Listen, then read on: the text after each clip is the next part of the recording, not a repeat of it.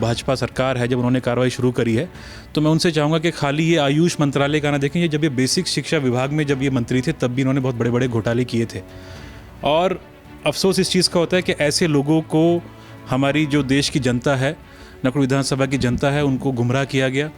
और यही आपने देखा था कि कितना पैसे का चलन हमारी विधानसभा में चला था, कैसे लोगों को बड़े बड़े एक नेता भी हैं जो बहुत बड़े नेता बोलते हैं अपने आप को, उनको भी ख़रीदा गया था। और बहुत सारे ऐसे नेता थे जो उनके चारों तरफ घूम रहे थे, उनको पैसों से ख़रीदा गया था।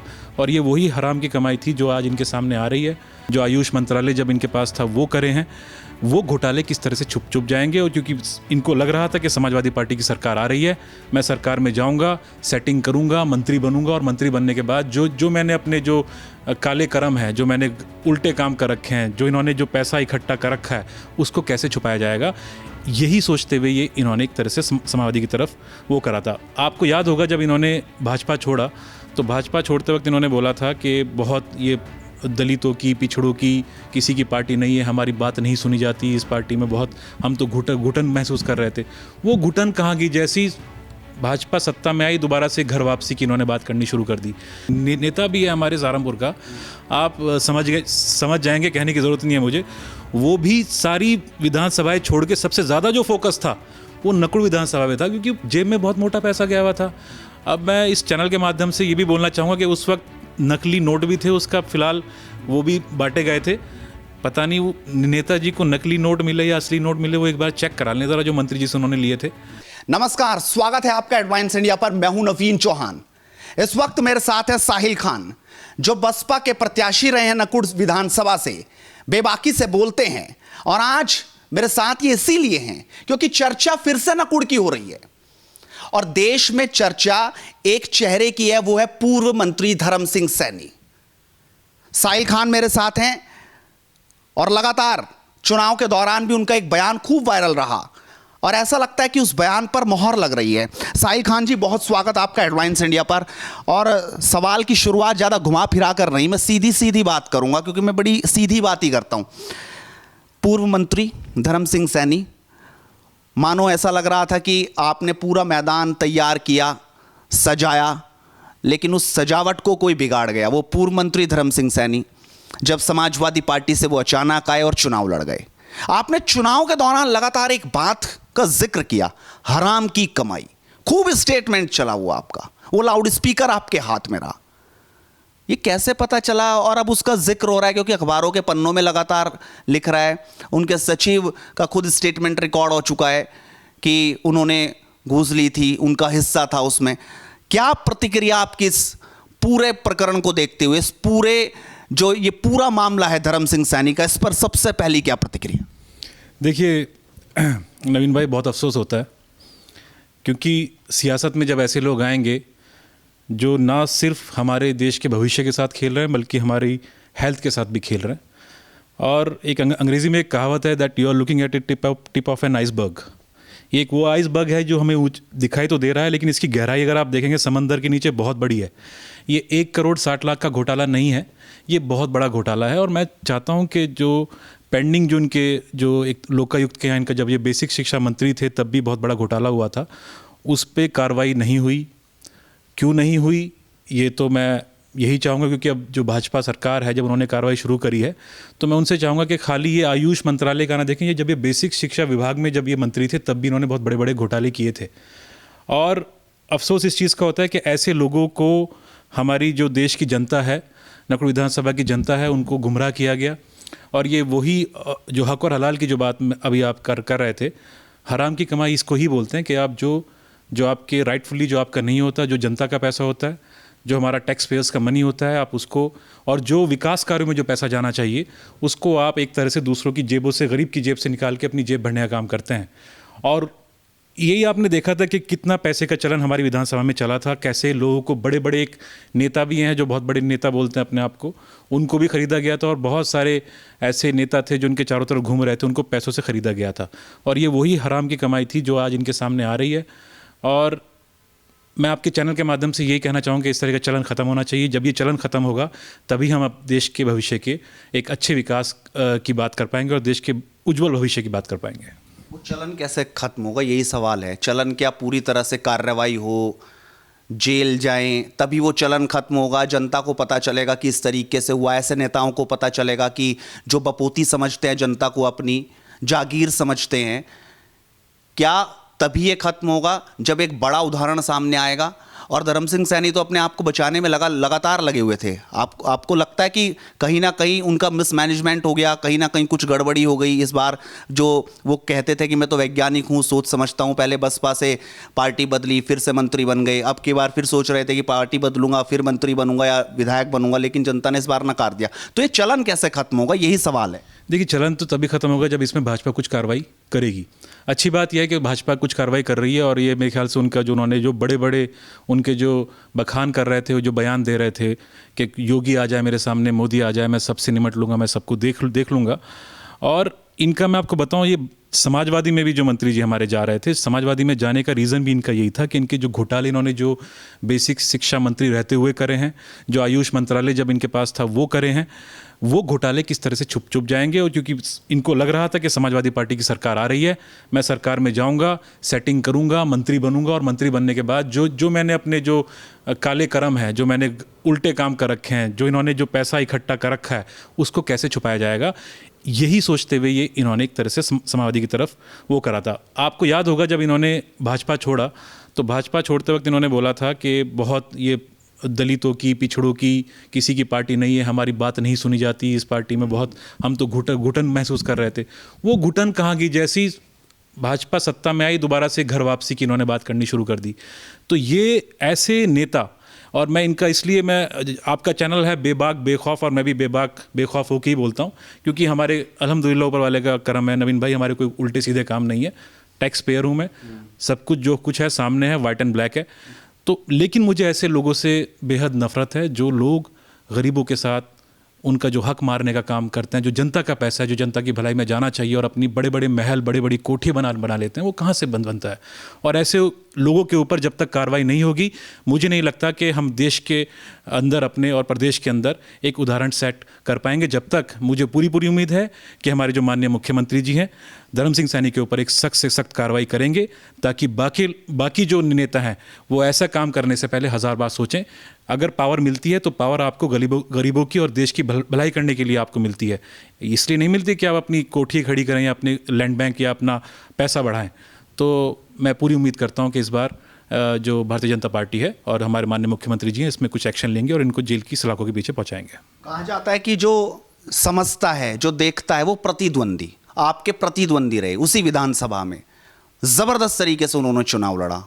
आप कह रहे थे कि आप रेस में हैं, आप पहले नंबर में आएंगे, लेकिन आप खिसक कर तीसरे पे पहुंच गए। आपने क्या देखा वहां पर? धर्म सिंह सैनी की वो ताकत कैसे देखी, जिस पैसे की आप बात कर रहे हैं, जो लगातार आप जनता के बीच ले गए, हराम की कमाई, वो उसमें आपने क्या देखा, क्या आपको नजर आया वहां पे?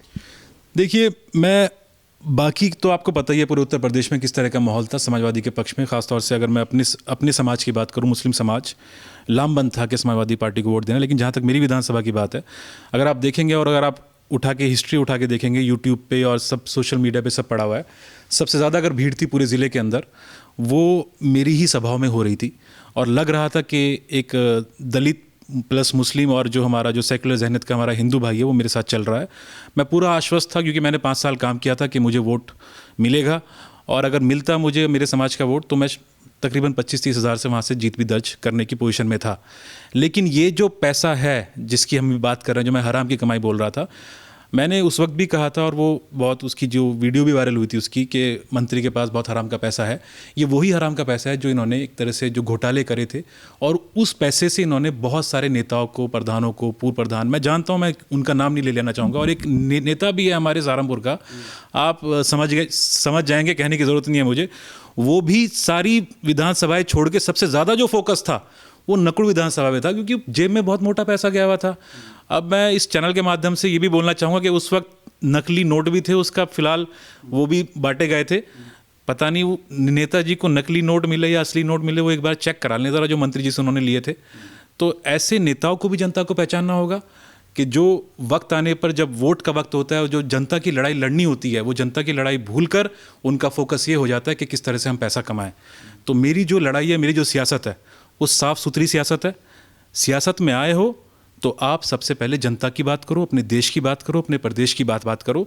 लेकिन कुछ लोगों ने सियासत को धंधा बना लिया है, उसमें धर्म सिंह भी है, उसमें वो बड़ा नेता भी, और वो छोटे मोटे जो नेता थे जो साथ में घूम रहे थे, वो सब लोग शामिल हैं उसके अंदर। लेकिन साहिल जी, लगातार अब ये बात उठ रही है कि आप चुनावी मोड में, अब तो चुनाव खत्म हो गए, आप हार गए, अब कुछ बचा नहीं, आप फिर भी अभी भी चुनावी वाली बातें कर रहे हैं। अभी भी ऐसा लग रहा है, मान लो अभी चुनाव होने वाला है, अपने आप फिर से प्रत्याशी हैं और फिर से आप मैदान में हैं, अभी आखिरकार उस चुनावी मोड से आप निकल नहीं पाए, ऐसा लग रहा है मुझे। देखिए, मेरी जो वालदैन हैं, मेरी जो माता जी हैं, आप जानते हैं उन्हें, नवीन भाई, उन्होंने बहुत संघर्ष किया है। मैंने उनसे संघर्ष करना सीखा है और मैं संघर्ष करता रहूँगा। एक शेर मैं अक्सर कहता हूँ कि गिरते हैं सहसवार ही मैदान जंग में, वो तिफल क्या गिरेंगे जो घुटनों के बल चले। तो चुनावी मोड में तो नेता हैं हम, पब्लिक के सेवक हैं, तो रहना भी चाहिए। आगे भी चुनाव आएंगे, दोबारा फिर खड़े होंगे। इस बार मैं पब्लिक को नहीं समझा पाया, और पब्लिक को जो मैंने बोला था कि ये वो शख्स है जिसको आप वोट दे रहे हैं, अपने समाज से मैंने बोला था ये दोबारा अगर सरकार आती है, दोबारा से भाजपा में जाएगा। वो बात अलग है कि भाजपा ने वापस नहीं लिया, वरना ये तो खतौली की तरफ गाड़ी लेके मुड़ गए थे, वहां से वापस कर दिया गया क्योंकि इनके ऊपर इतने करप्शन चार्जेस थे, वो सारे के सारे उजागर हो गए थे। काफ़ी लोगों ने भी इनकी कंप्लेंट करी हाईकमान से भाजपा की, तब उन्होंने अपना निर्णय बदला। वरना ये वही लोग हैं कि जो सिर्फ सत्ता की मलाई चाटते हैं। हम लोग जो हैं, हम ज़मीन पे काम करते हैं, हम लोगों के काम करते हैं, मुद्दे उठाते हैं। तो हमारे लिए तो जो चुनावी जो माहौल है वो तो 24 घंटे बना रहता है, हम तो उसी मूड में रहते हैं, और रहना भी चाहिए मेरे ख्याल से जब हम इस सोशल वर्क में हैं। लेकिन अब वक्त बदल गया, पार्टी भी आपने बदली थी, चलो हार भी आपकी हो गई, लेकिन अब वक्त बदला। अब लगातार कहीं ना कहीं ऐसे भी कयास लगाए गए, लोगों के बीच ये बात भी गई कि फिर आप कहीं पाला ना बदल लें, फिर आपकी पाला बदलने की बात चल रही है। अभी विधानसभा से पहले कोई चुनाव लड़ने का मूड है क्या? लगातार चर्चा चल रही है कि भाई हो सकता है कोई ऑफर उनको दिया जा रहा है किसी बात से। अखिलेश यादव से बीच में बात हुई कि नहीं? नहीं, देखिए, अभी तो मैं बिल्कुल ईमानदारी के साथ, पूरी निष्ठा के साथ बहुजन समाज पार्टी में हूँ। बहन जी ने मान सम्मान दिया। जिस पार्टी के लिए मैंने 5 साल काम किया, उन्होंने तो मुझे ठंडे बस्ते में फेंक दिया था, बात भी नहीं करी थी।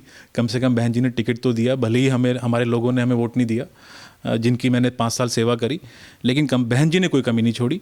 और दलित भाइयों ने मेरा बहुत बढ़ चढ़ के मेरा साथ दिया। 55,000 वोट ले गया हूँ मैं। अगर आप देखेंगे बहुजन समाज पार्टी के जो जितने कैंडिडेट्स थे पूरे उत्तर प्रदेश में, मैं 5वें नंबर पे आता हूँ जिसको इतना हाईएस्ट वोट मिला। ज़िले में मैं मुस्लिम कैंडिडेट्स की आप बात करें, नौमान भाई और मेरा ऑलमोस्ट बराबर ही है, उसमें भी मैं सबसे ज़्यादा वोट लेके गया हूँ। पश्चिमी उत्तर प्रदेश में शायद नौमान भाई हमारे जो गंगों से लड़े थे और मैं, ये 2 कैंडिडेट हैं। अगर आप देखेंगे किसी मुस्लिम कैंडिडेट को इतना वोट नहीं मिला। तो मैं तो समझता हूँ कि जो लहर चली हुई थी वो अलग थी, लेकिन बस थोड़ी सी शिकायत ये होती है कि जब वक्त आता है, हम 5 साल मेहनत करते हैं, कुछ लोग आते हैं पैसे की बोरियां लेके, पैसे को बांटते हैं, नेताओं को खरीदते हैं और पब्लिक को गुमराह करते हैं और वोट लेके चले जाते हैं। तो थोड़ा सा अफसोस उस चीज़ का होता है। लेकिन अब तो मुकेश चौधरी वहाँ पर विधायक बन गए, आपने बधाई दी कि नहीं दी थी? 1 साल तो हो गया। उनसे मेरी 1-2 जो प्रोग्राम्स हुए हमारे भी फ़िलहाल, जो रविदास जयंती के उपलक्ष्य पे हम मिले थे चालाकपुर में, तब हमारी बात हुई थी। दुआ सलाम है मेरी उनसे, और मैं उनके जो मुकेश भाई हैं, मेरी वालदा को वो बड़ी बहन मानते आए हैं। अभी भी वो अक्सर तबीयत पूछते रहते हैं कि तबीयत कैसी है, उनकी तबीयत ख़राब चल रही है। तो अच्छा काम कर रहे हैं। देखिए, मुकेश भाई जो हैं हमारे, जो विधायक जी हैं, वो भाजपा में हैं, मैं बहुजन समाज पार्टी में हूँ। काम करेंगे, जनता उनको स्वीकार करेगी। काम नहीं करेंगे तो जो मैं सवाल आज धर्म सिंह से कर रहा हूँ तो मैं उनसे भी करूँगा जब वक्त आने दीजिए। काफ़ी जनता है, मैं जनता के बीच गया, लोगों ने कहा कि भाई धर्म सिंह सैनी ने हैट्रिक लगाई थी, अब मुकेश चौधरी भी हैट्रिक लगा के पूरा करेंगे इस विधानसभा को। तो आप इंतजार करेंगे हैट्रिक का कि नहीं? नहीं, हैट्रिक का इंतजार नहीं, अगला नंबर हमारा होगा। अब पूरी कोशिश कर रहे हैं। देखिए, पब्लिक को काफ़ी कुछ समझ में आ रहा है, और मुकेश भाई एज एन इंडिविजुअल एक अच्छे इंसान हैं। हो सकते हैं उनके काम, देखिए काम के ऊपर डिपेंड करता है कि वो कितना काम कराते हैं। अभी तो उन्होंने बहुत बड़े बड़े वादे किए हैं, अब ये देखते हैं कि उसको धरातल पे वो लेके आते हैं या नहीं लेके आते हैं। रही बात हमारी, हम अपनी क्वालिफिकेशन के ऊपर, अपनी मेहनत के ऊपर, अपने लोगों के जो हमारे जो साथी हैं, जो मेरे साथी दिन रात मेरे साथ लगे हुए हैं, विधानसभा में काम कर रहे हैं। 2027 का चुनाव भी आएगा, उससे पहले अगर पार्टी का कोई मुझे आदेश होता है, बहुजन समाज पार्टी का, बहन जी का कोई आदेश होगा, तो मैं उसके लिए भी तैयार हूँ। अब आपकी पार्टी में इमरान मसूद की भी एंट्री हो गई है। कहा जाता है कि सहारनपुर और आसपास में उनकी मुस्लिमों में बढ़िया पैठ है। समाजवादी पार्टी ने तो उनको टिकट नहीं दिया था, लेकिन आप पहले गए थे, अब वो आपके पीछे पीछे, वो भी बसपा में आ गए। बातचीत हो रही है कि नहीं? वो तो कह रहे हैं कि मेयर का भी चुनाव लड़ेंगे, उसके बाद उनको टिकट मिलेगा तो वो सांसद का चुनाव भी लड़ेंगे। कैसे देख रहे हैं आप, और क्या कहेंगे उनके पार्टी में आने के बाद? देखिए, सबको अपना अपना काम करना है, वो अपना काम कर रहे हैं, हम अपना काम कर रहे हैं। बाकी मैं उनके बारे में कुछ बोलना नहीं चाहूँगा, मैं अपने बारे में बात करूँगा। उनका जो वक्त आएगा वो मालूम होगा कि वो कितना काम कर पाते हैं पार्टी के लिए। अच्छा, आप अभी 27 के चुनाव पर ही अपना पूरा फोकस कर रहे हैं, कि बीच में अभी मेयर के चुनाव भी आएंगे, उसके बाद सांसद के चुनाव भी आएंगे, फिर से पार्लियामेंट के इलेक्शन होंगे? अभी तो और बड़ा ज़रूरी थोड़ी है कि हम विधानसभा हार गए तो अब सीधा सांसद का क्यों नहीं देख रहे आप? नहीं, जैसा मैंने कहा नवीन भाई कि अगर बहन जी का आदेश कुछ होता है, हमारी नेता जो हैं वो बहन जी हैं, बहन जी अगर मुझे कुछ आदेश करती हैं और कहीं से भी लड़ने के लिए बोलती हैं, कोई भी चुनाव लड़ने के लिए बोलते हैं, तो मैं पूरी तरह से तैयार हूँ, क्योंकि हम लोग फील्ड में रहने वाले लोग हैं। अगर आप देखेंगे अभी भी शायद कुछ ही चंद लोग हैं जो हारने के बाद फील्ड में दिखाई दे रहे हैं, उनमें से सबसे ज़्यादा अगर कोई एक्टिव है तो मैं ही हूँ।